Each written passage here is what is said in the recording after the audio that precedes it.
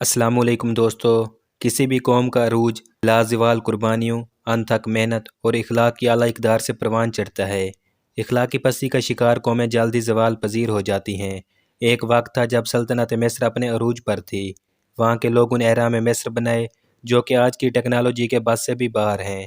وہاں کے بادشاہ اپنے آپ کو خدا کہلواتے، مگر جلدی وہ قوم زوال پذیر ہو گئی۔ یونان کی تہذیب قدیم ترین تہذیبوں میں شمار ہوتی ہے۔ یہ تہذیب بام عروج پر پہنچی تو سقراط اور ارسطو جیسے فلسفی پیدا ہوئے۔ سکندر اعظم کے نام سے مشہور عظیم فاتح کا تعلق بھی یونان سے تھا۔ وقت کا پہیہ گھومتے گھومتے عراق اور شام تک آ پہنچا۔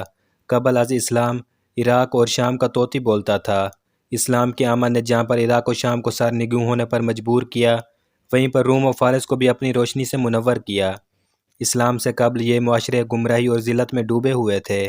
پھر پیارے نبی حضرت محمد مصطفیٰ صلی اللہ علیہ وآلہ وسلم کی بدولت دنیا ایک بار پھر بام عروج پر پہنچنے کے لیے تیار ہو گئی۔ پیغمبر خدا حضرت محمد مصطفیٰ صلی اللہ علیہ وآلہ وسلم کی تعلیمات پر عمل کرنے والی قوم مسلمان کہلائی۔ پھر وہ وقت آیا جب مسلمانوں کے مقدر کا ستارہ پوری آب و تاب سے چمکنے لگا۔ اس روشنی سے دنیا منور ہو کر رہ گئی۔ اخلاق کا یہ عالم تھا کہ لوگ پلک جھپکتے اسلام قبول کر لیتے۔ انصاف کا معیار ایسا تھا کہ غیر مسلم بھی بلا جھجک مسلمانوں کے فیصلے قبول کر لیتے۔ امانت و دیانت کا اتنا چرچا تھا کہ اغیار بھی تعریف کرتے۔ غرض مسلمان انسانیت کے معیار پر پورا اترتے۔ بعد ازاں مسلمان پھلتے پھولتے اس درجے پر فیض ہوئے کہ قرآن مجید سے سائنسی مسائل اخذ کیے جانے لگے۔ یہ وہ دور تھا جب مسلمان سپر پاور تھے۔ اس وقت مسلمان طب، کیمیا، فزکس اور حساب پر مکمل عبور رکھتے تھے۔ نت نئی ایجادات کا صحرا مسلمانوں کے سر باندھا جاتا۔ اندلس و غرناطہ کی شان دیکھنے لائق تھی۔ نئے سیاروں اور ستاروں کی کھوج ہو یا سمندروں کی تہہ کو کھنگالنا ہو، پہاڑوں کا سینہ چیرنا ہو یا صحراؤں کی ریت میں سے سونا نکالنا ہو، مسلمان ہر میدان میں یکتا تھے۔ بڑی بڑی یونیورسٹیز مسلمانوں کے زیر اثر تھیں۔ لندن و پیرس اور امریکہ و جاپان اس وقت دنیا کے نقشے سے غائب تھے۔ جی میں اسی دور کی بات کر رہا ہوں جب مسلمان تھے۔ آج کل اس دور کو اسلام گولڈن ایج یا پھر مسلمانوں یا اسلام کا سنہری دور کہا جاتا ہے۔ مسلمانوں کے سنہرے دور کی ابتدا 8ویں صدی عیسوی میں ہوئی۔ اس وقت کے عباسی خلیفہ ہارون الرشید نے بغداد میں ہاؤس آف وزڈم کی بنیاد رکھی۔ بغداد خلیفہ المنصور کی طرف سے بسایا گیا ایک شاندار شہر تھا جو کہ صدیوں تک عباسی حکومت کا دارالخلافہ رہا۔ آج بھی اس شہر کو سینٹر آف لرننگ کے نام سے یاد کیا جاتا ہے۔ بعد ازاں 13ویں صدی عیسوی میں شہر کو منگولوں نے تباہ و برباد کر دیا۔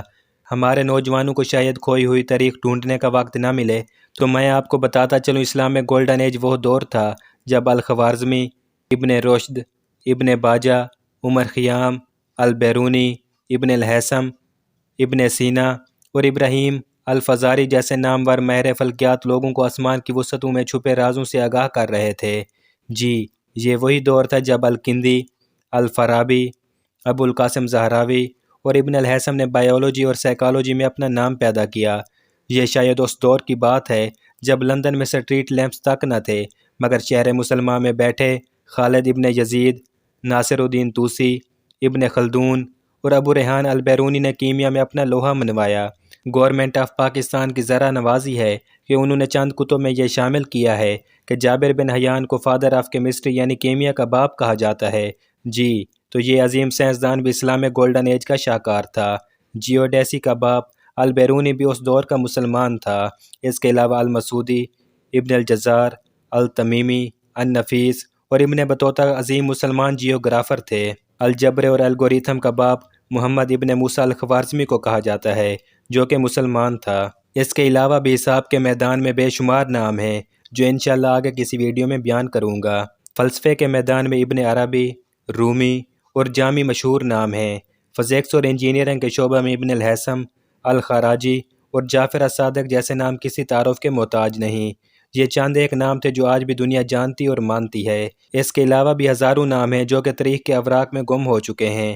ہم اپنی سیریز اسلام میں گولڈن ایج میں یقیناً ان عظیم لوگوں کا ذکر کریں گے تاکہ ہمارے مسلمان نوجوان اپنی شاندار تاریخ سے آگاہ ہو کر اپنے لیے صحیح مقام کا تعین کر سکیں۔ ویڈیو کو لائک اور چینل کو سبسکرائب کیجیے۔ اللہ حافظ۔